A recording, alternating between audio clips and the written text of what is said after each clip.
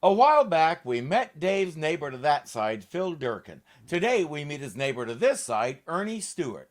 Ernie would like Dave to take a quick look at a petition he's been passing around to be sure the wording is correct and all that. Whereas, you can strike out the whereas. Oh, good. The undersigned have unanimously agreed that Dave Crabtree's old 1928 Porter is a blight, a nuisance, a neighborhood eyesore. You want to strike out eyesore, Dave? You want me to sign this? You already asked me that, Dave. Well, here's my answer. It's null, void, and pruned. Yet again, I can't believe that nobody in this neighborhood knows what a classic car is. Let's just have Ernie deliver the punchline so we can get the opening theme out of the way. Boy, you'd think we were asking him to get rid of his mother or something. This does not bode well for effective comedy. Hey! Who are you anyway? Wayne McVeigh, video advertising agency. We represent the Stops on a Dime company. Wayne McNothing, last time we saw you were a giant carrot. So does he frequently crawl around under strangers' cars? Well, yes, actually. Stops on a Dime is the company that made Mom's brakes, and he's excited to find a 1928 Porter with the original brakes. He wants to use Mom in a commercial. Now imagine, you're driving along. Suddenly, a small child darts out in front of you. You've got a split second. You see what I mean? I stop. Precisely. Now take your time. 2, 3 days, a week if necessary. To stop? No, to practice. He wants the car to stop on a literal dime. Well, that's showbiz, so there's nothing for it.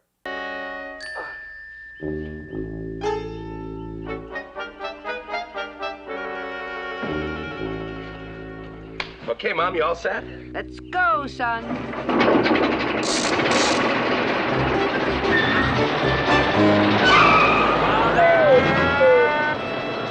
Davy, you all right? I think you stopped a little bit short of the mark, Mom. With a couple of days of practice, she's got it down. Time for the audition.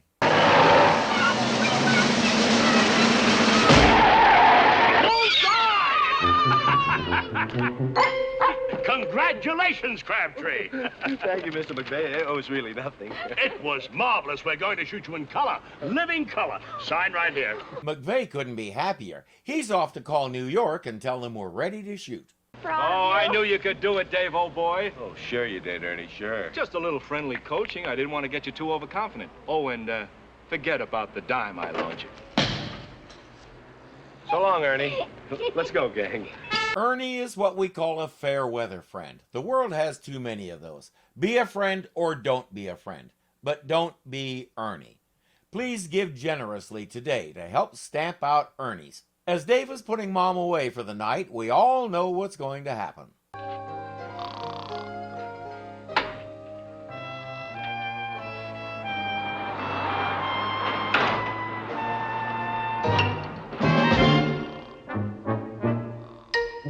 There are times when too much practice can be as problematic as not enough.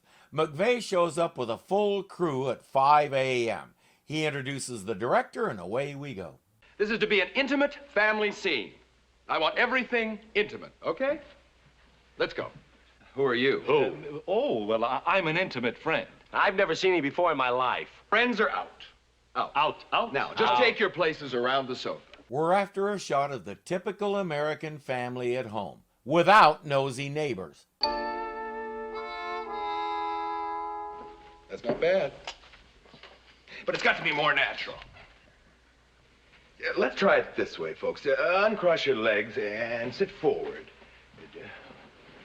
The little Crabtree, stand up. Now, put your arm here. You can cross your arms. There, now, look at the camera. It still doesn't look right to him, but a good director can figure it out. I've got it. It's the room. It's not authentic. Bring in the French provincial. He brought all this stuff with him, but he's just getting started. Spanish Gothic.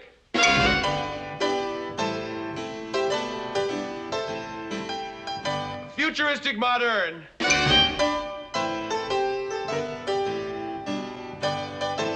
Cape Cod Oriental. Nothing looks natural and real. I wonder why. he has to resort to drastic measures. Sorry, Mr. Crabtree. Nothing personal. But we're shooting for realism, and you just don't fit into Cape Cod Oriental. Who does? A Chinese pilgrim? Gee, I wonder why it looks so fake. And you know where this is headed. Come on, Moo.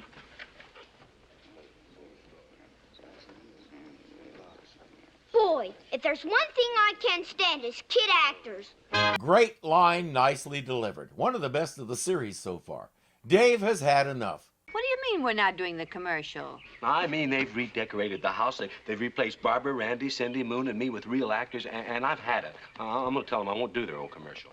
They didn't replace me, did they? Mom, they can't replace you.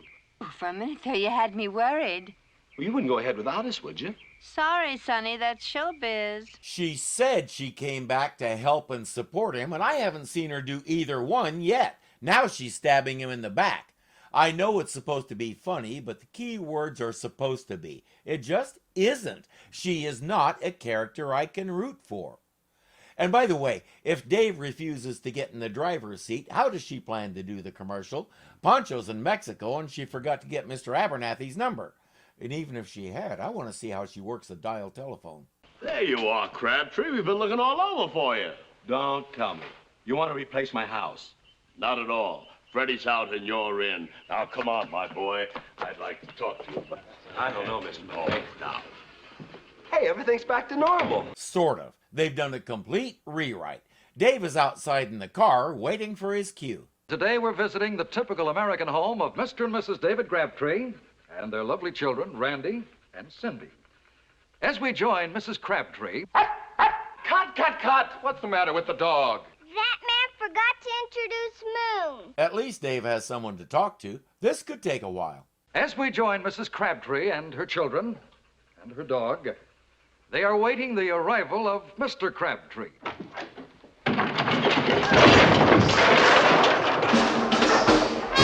Oops.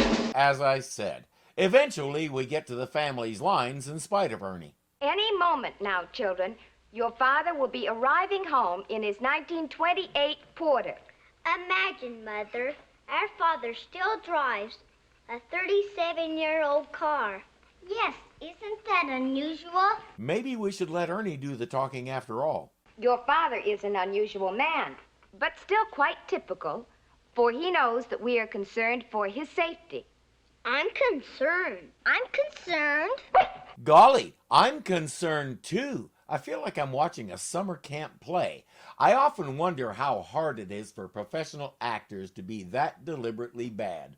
And that is why he drives a car with stops-on-a-dime brakes. The original brakes that haven't been updated in 37 years. Doesn't that make you less concerned? I'm less concerned. I'm less concerned too. I think I hear Father coming now. He's turning in the driveway. Quick, Cindy, get ready. Let's play our little game. Throw the dime in the driveway and watch Daddy stop on it. Okay, Dave, you're on. And action.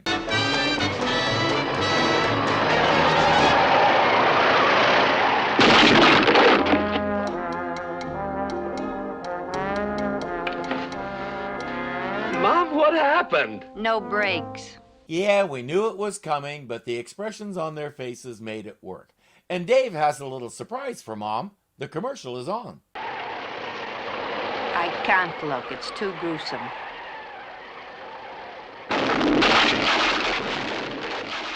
Oh! There you have it.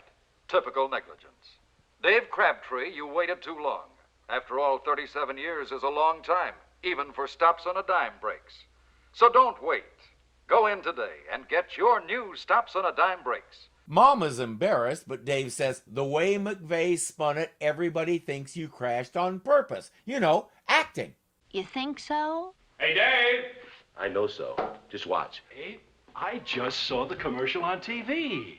Oh, yeah? How'd you like it? It was great. How did you do it? How did you crash on purpose? See? Acting. Ernie says the petition is history, but he does have a legal problem that he'd like to get Dave's help on. A lawsuit from the video advertising agency? You know, for that equipment I broke? I got a subpoena. Oh, I think we have a case here. Yeah?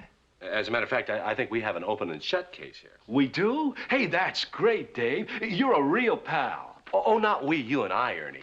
We video advertising agency and me. I'm handling the case for them. And I'm guessing a large video production company pays quite well. The episode started out a little shaky, but it found its groove quickly. As before, it was fun because it focused on the family, not on the car. And Manzini wasn't in it, which gives it a 10-point head start before the first scene even starts to roll.